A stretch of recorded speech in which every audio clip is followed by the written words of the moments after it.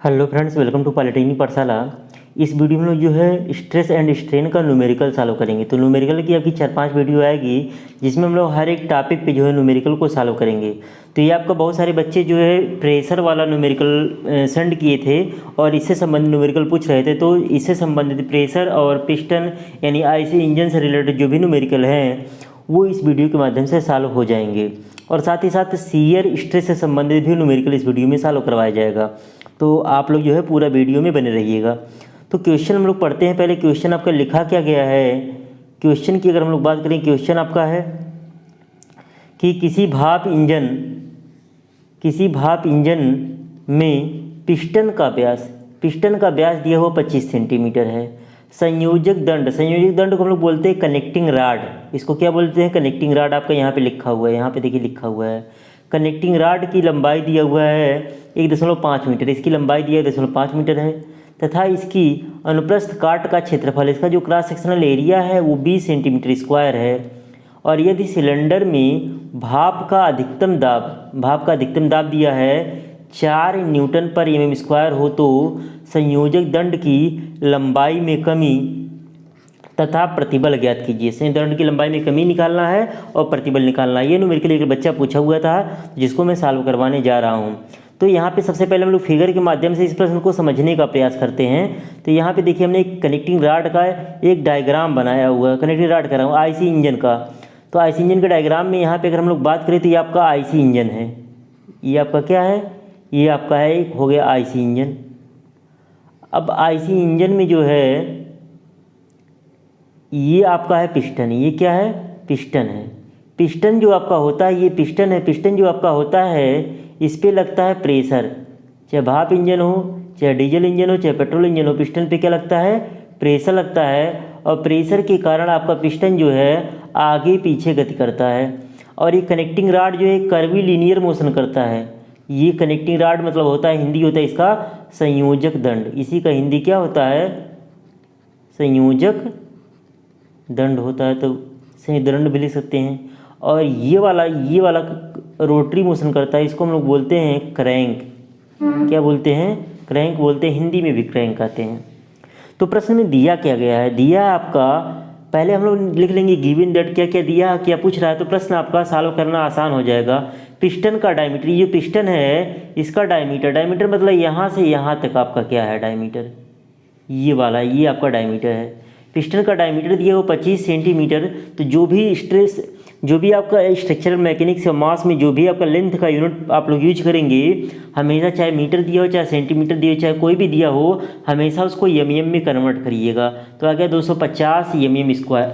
mm square नहीं होगा, mm होगा। ये क्या होगा? 250 mm होगा, स्क्वायर नहीं होगा यहाँ पे। तो पिस्टन का व्यास है क्या? 25 सेंटीमीटर।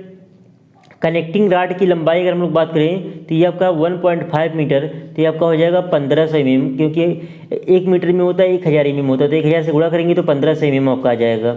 अगला कनेक्टिंग राड के अनुप्रस्थ काट का क्षेत्रफल 20 सेंटीमीटर स्क्वायर है। जब आप सेंटीमीटर को mm में बदलेंगे तो 20 में क्या करेंगे? 1 सेंटीमीटर में 10 mm। तो 1 सेंटीमीटर स्क्वायर में 10 × 10 यानी 100 mm स्क्वायर होगा। उसके अकॉर्डिंग अगर हम लोग बात करें तो इसमें क्या करेंगे? 100 से गुणा करेंगे। 100 से गुणा कर देंगे तो हो जाएगा 2000 mm स्क्वायर। पिस्टन का दाब जो है P बराबर है 4 न्यूटन पर एम स्क्वायर और E का मान दिया 200 GPa। हमने बताया था 1 GPa में 10 पे कहते 3 न्यूटन पर एम स्क्वायर होता है। जब हमने स्ट्रेस की परिभाषा बताया था तो 200 × 10 पे कहते 3 न्यूटन पर एम स्क्वायर हो जाएगा। तो कनेक्टिंग राड, यहाँ से बात करें कनेक्टिंग राड में उत्पन्न प्रतिबल F का मान आपका पूछ रहा है और कनेक्टिंग राड की लंबाई में कमी डेल्टा L का मान पूछ रहा है। तो पिस्टन पर दाब बल यानी कि force due to pressure on piston, यानी कि पिस्टन पर लगने वाला दाब बल जो होगा उसी को हमने बोला है पिस्टन पर दाब बल। F का मान जो होगा वो पिस्टन पर लगने वाले दाब और पिस्टन के क्षेत्रफल के बराबर होगा। तो पिस्टन पर दाब 4 दिया हुआ, पिस्टन का क्षेत्रफल आपका पिस्टन कैसा होगा? अगर हम लोग साइड व्यू देखेंगे तो पिस्टन ऐसे होगा, एक सर्किल में होगा। और सर्किल का एरिया का हमने फार्मूला बताया था क्या? π/4d²। तो यहीं से π/4 और d का मान कितना आया था? 25 सेंटीमीटर था। तो उसके अकॉर्डिंग 250 mm स्क्वायर, इसका स्क्वायर कर देंगे तो F का मान आ जाएगा 196,349.54, इतना न्यूटन आ गया। अब बहुत लोग पाई की वैल्यू 3.14 रखेंगे और बहुत लोग कैलकुलेटर से पाई ही रख लेंगे। तो यहाँ पे आंसर में थोड़ा बहुत दशमलव में पॉइंट में इधर उधर वैल्यू अंतर आ जाता है, उससे कोई परेशान होने की ज़रूरत नहीं है। कोई ज़रूरी नहीं जो आपका बुक में आंसर दिया हो एग्जैक्ट उससे मिले, तो पॉइंट में इधर उधर वैल्यू आपका आ सकता है। और ये जो हमने आंसर निकाला है हमने मोबाइल से सॉल्व किया है, तो कैलकुलेटर से करिएगा, हो सकता है मोबाइल में जल्दबाजी में कुछ गलतियाँ भी हो सकती हैं, तो आप लोग एक बार कैलकुलेटर से ट्राई ज़रूर कीजिएगा, कॉपी एकदम मत कर लीजिएगा। फिर यही बल जो आपका होगा, यही बल कनेक्टिंग राड पर ट्रांसमिट होगा। ट्रांसमिट मतलब होता है पारेषित होगा, मतलब उस पर ट्रांसफ़र हो जाएगा। अतः कनेक्टिंग राड में उत्पन्न प्रतिबल यह बराबर क्या होगा, कनेक्टिंग राड पर लगने वाला बल बटे कनेक्टिंग राड के अनुप्रस्थ काट का क्षेत्रफल। तो यहाँ पे लगने वाला बल क्या है 196,349.54 अपान कनेक्टिंग राड के अनुप्रस्थ काट का क्षेत्रफल का जो मान होगा ये क्या हो जाएगा पाई/4 और 2000 का स्क्वायर, सॉरी 2000 वैल्यू ही था, 2000 वैल्यू ही दिया, तो 20 था, हमने 100 से गुणा किया तो 2000 mm स्क्वायर। तो यहाँ से सॉल्व करने पे 125 न्यूटन पर mm स्क्वायर आ गया आंसर। तो हमने 125 आया, बुक में आंसर 126 दिया, तो घबराने वाली बात नहीं है। जो भी आपका आंसर आएगा तो हो सकता है पॉइंट में ही आ जाए, जो भी आएगा वही आप एग्जैक्ट क्या करेंगे आंसर जो है लिखेंगे, वही आंसर लिखेंगे। कैलकुलेटर से तो दशमलव में कुछ वैल्यू है। तो कनेक्टिंग राड की लंबाई में कमी डेल्टा एल का मान, यहाँ पे स्ट्रेस की वैल्यू दिया है। देखिए ना डेल्टा एल का एक फार्मूला बताया था, ये फोर्स के फॉर्म में डेल्टा एल बराबर एफ एल अपान ए, एफ एल अपान ए। तो यहाँ पे एफ आपका फोर्स था, अगर हम लोग एफ बाई ए की बात कर लें, एफ बाई ए क्या हो जाएगा स्ट्रेस हो जाएगा, और स्ट्रेस को हम लोग स्मॉल ई से दर्शाते हैं, एफ स्मॉल एफ से दर्शाते हैं, तो एफ एल अपान ई फार्मूला हो जाएगा स्ट्रेस के फॉर्म में। तो वही फार्मूला, चूँकि हमको स्ट्रेस की वैल्यू पता है तो एफ एल अपान ई रखा गया। तो एफ की वैल्यू है 125, एल की वैल्यू 1500 है और ई का वैल्यू 200 × 10⁻³ इसको सॉल्व करने पे जो भी आंसर आएगा, हमने मोबाइल से सॉल्व किया तो ये आंसर आया, हो सकता है कुछ डिफरेंट आए, तो जो भी आंसर आएगा वही आपका आंसर हो जाएगा। तो इस प्रकार से आपका कनेक्टिंग राड की लंबाई में कमी का मान भी आपका आ गया। तो यही आपका क्या हो जाएगा, एक आंसर आपका ये हो गया है और एक आंसर आपका क्या हो जाएगा, ये वाला हो जाएगा। अब हम लोग बात करें नेक्स्ट क्वेश्चन की। अगला क्वेश्चन हमारा क्या है, अगला क्वेश्चन है किसी इंजन, अगर हम लोग बात करें अगले क्वेश्चन की, तो अगला क्वेश्चन किसी डीजल इंजन की बात कर रहा है। डीजल इंजन ही थोड़ा सा और बड़ा है। किसी डीजल इंजन की पिस्टन का व्यास 30 सेंटीमीटर, यहाँ पे देखिए सेंटीमीटर में दिया तो mm में कन्वर्ट करेंगे। सिलेंडर में गैसों का अधिकतम दाब जो है, गैसों का अधिकतम दाब जो है वो 3.5 न्यूटन पर mm स्क्वायर है, और इस सिलेंडर को 4 बोल्टों की सहायता से रोका जाता है। सिलेंडर को 4 बोल्ट से रोका गया है।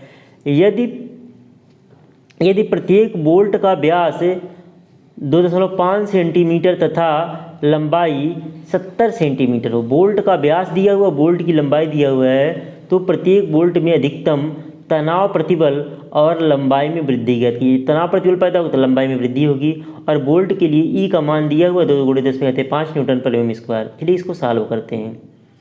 अब पहले हम लोग इसका फिगर बनाते हैं डीजल इंजन का। ये फिगर दिया हुआ, हमने 60 में चीज़ें लिख ली हैं, क्या क्या चीज़ें दी हुई हैं।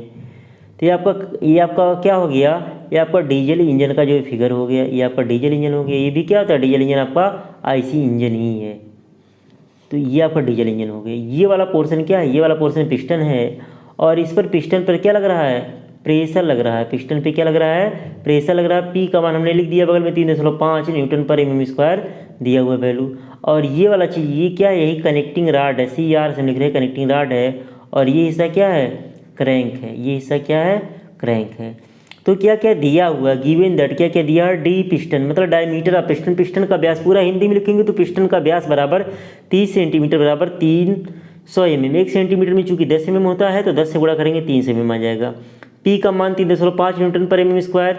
डी बोल्ट यानी बोल्ट का व्यास दिया हुआ 2.5 सेंटीमीटर यानी 25 mm हो जाएगा। एल बोल्ट यानी बोल्ट की लंबाई 70 सेंटीमीटर दिया हुआ तो 700 mm हो जाएगा।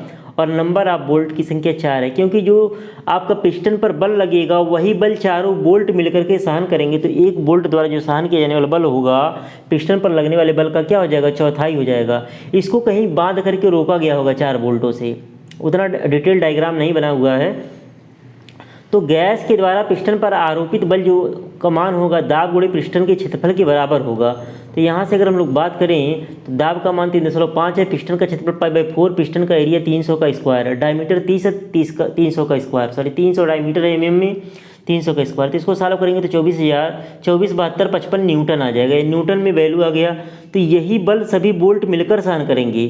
तो चूंकि बोल्टों की संख्या 4 है तो प्रत्येक बोल्ट द्वारा सहन किया जाने वाला बल F बराबर क्या हो जाएगा, इतने बटे 4, 4 से भाग दे देंगे। क्यों? क्योंकि नंबर ऑफ बोल्ट कितने हैं, 4 हैं। तो यहाँ पे 61,888.75 न्यूटन आ जाएगा F का मान। तो प्रत्येक बोल्ट में प्रतिबल का जो मान होगा स्मॉल f बराबर ये बल F का मान हो जाएगा और एरिया ऑफ बोल्ट। तो ये आपका फोर्स की वैल्यू हो गया π/4 × 25 का स्क्वायर एरिया हो जाएगा। तो सॉल्व करने पे आ गया 126 न्यूटन पर mm स्क्वायर। तो ये आपका आंसर हो गया, किसका मान हो गया, बोल्ट में प्रतिबल का मान हो गया। अब आगे हम लोग बात करें प्रत्येक बोल्ट की लंबाई में वृद्धि डेल्टा एल का जो मान होगा, यहाँ पे भी चूंकि स्ट्रेस की वैल्यू पता है तो ये फेल अपानी जैसे हम लोग पिछले वाले क्वेश्चन में लगाए थे वैसे ही एफ की वैल्यू 126, एल की वैल्यू 700 और ई का मान 2 × 10⁻5। तो यहाँ से डेल्टा एल का मान आ गया 0.441 mm। तो ये प्रत्येक बोल्ट की लंबाई में वृद्धि का मान आ गया। नीचे हमारा शियर स्ट्रेस पे क्वेश्चन है। ये क्वेश्चन क्या है कि आपका 3 सेंटीमीटर मोटी प्लेट में 25 mm व्यास का छेद किया जाना है। 3 सेंटीमीटर मोटी प्लेट है और इस पर क्या किया जाना है, 25 mm व्यास का जो है होल करना है। और यदि प्लेट पदार्थ का अधिकतम कर्तन प्रतिबल 300 न्यूटन mm स्क्वायर हो तो प्लेट पदार्थ का जो अधिकतम कर्तन प्रतिबल का मान है वो 300 न्यूटन mm स्क्वायर हो तो प्लेट में छेद के लिए आवश्यक बल ज्ञात कीजिए। मतलब प्लेट में छेद के लिए कितना आवश्यक बल लगेगा। तो यहाँ पे हमने एक डायग्राम दिखाया है। इस डायग्राम की अगर हम लोग बात करें तो इसमें है क्या, ये आपका हो गया प्लेट है, ये यही आपका धातु की चादर है, यही आपकी क्या है, धातु की चादर है। तो हमने आइसोमेट्रिक प्रोजेक्शन में बनाने का प्रयास किया है। आइसोमेट्रिक में होता क्या है, ये दोनों जो साइड होते हैं ये भी 30 डिग्री पे खींचा जाता है और ये साइड भी कितने पे, 30 डिग्री पे खींचा जाता है। ये आपका आइसोमेट्रिक प्रोजेक्शन होता है। तो यहाँ पे इसका जो मतलब थिकनेस है प्लेट का 3 सेंटीमीटर यानी 30 mm के बराबर है। और ये आपका होल किया गया है, बीच में क्या किया गया है, ये वाला आपका होल किया गया है, ये वाला होल किया गया। तो यहाँ पे देखेंगे तो ये वाला एरिया यही शियर एरिया होगा, यही क्या होगा, शियर एरिया होगा। ऊपर मान लीजिए एक पंच की सहायता से होल किया जा रहा है, यहाँ पे एक पंच दिखा दिया गया है, यहाँ पे एक पंच दिखाया गया है। और ये कटने के बाद जो है, ये जो कटने के बाद जो है ऐसे आपका निकला हुआ है। तो क्या क्या दिया हुआ है, गिवन दैट क्या क्या दिया हुआ है कि प्लेट की मोटाई जो टी का मान है वो 3 सेंटीमीटर यानी 30 mm के बराबर है, 30 मिलीमीटर के बराबर है।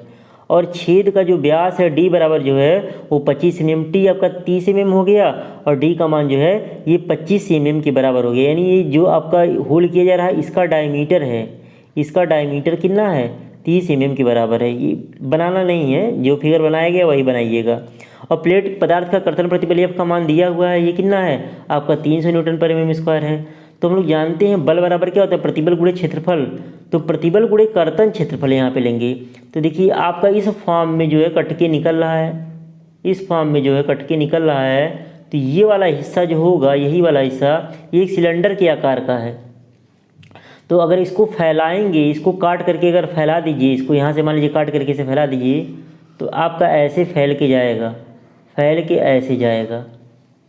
काट के अगर फैलाएं तो ये वाला अगर हम लोग बात करें तो ये हो गया, इसकी लंबाई जो होगा पाई डी। तो फैलाने पे ये हो जाएगा पाई डी और इसकी थिकनेस जो है टी है। तो ये आपका आयत बन गया। तो आपका यही शियर एरिया क्या हो जाएगा, पाई डी टी।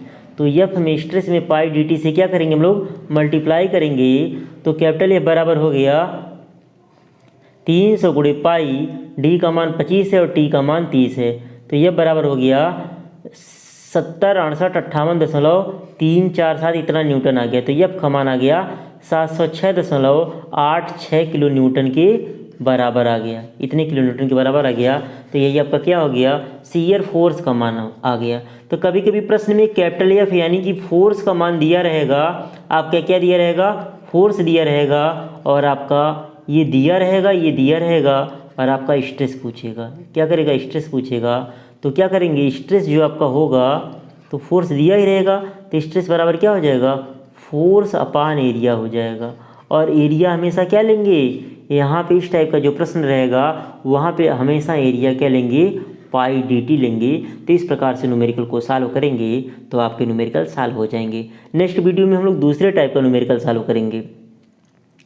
तो आप लोग जो भी आपके फ्रेंड सर्कल में जो भी बच्चे हैं जो आपके मास या स्ट्रक्चरल मैकेनिक्स पढ़ रहे हैं उन तक इन सब वीडियो को पहुंचाइए। जो आपका स्ट्रेस एंड स्ट्रेन वाला टॉपिक का वीडियो है, मैं चाह रहा हूं कि सारे बच्चे जो है इस वीडियो का लाभ उठा पाए। बहुत सारे बच्चे जो चैनल पे जुड़े हुए हो तो वीडियो पा ही रहे हैं। जो बच्चे भी इस चैनल को सब्सक्राइब नहीं किए हैं या चैनल के बारे में नहीं जानते हैं उन तक भी आप लोग ये वीडियो पहुंचाए, जिससे वो भी मतलब स्ट्रेस एंड स्ट्रेन जो है आपका पासिंग मार्क लगभग पूछता है। तो इससे मान के लिए आपके 15 से 20 नंबर के क्वेश्चन आते हैं। अगर आप पहला चैप्टर बढ़िया से तैयार कर लिए और कोई भी इसके साथ एक चैप्टर पढ़ लिए तो आप 17 नंबर तो आराम से पा ही जाएंगे। आपका पहला चैप्टर जो है पूरे सिलेबस का लगभग 30% सिलेबस कवर कर रहा है, काफ़ी लेंदी चैप्टर है।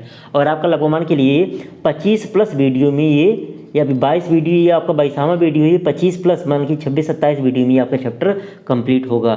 तो जो भी आपके फ्रेंड सर्किल में बच्चे हैं उन तक आप ये स्ट्रेस एंड स्ट्रेन चैप्टर जो है ज़रूर पहुंचाइए। थैंक यू दोस्तों।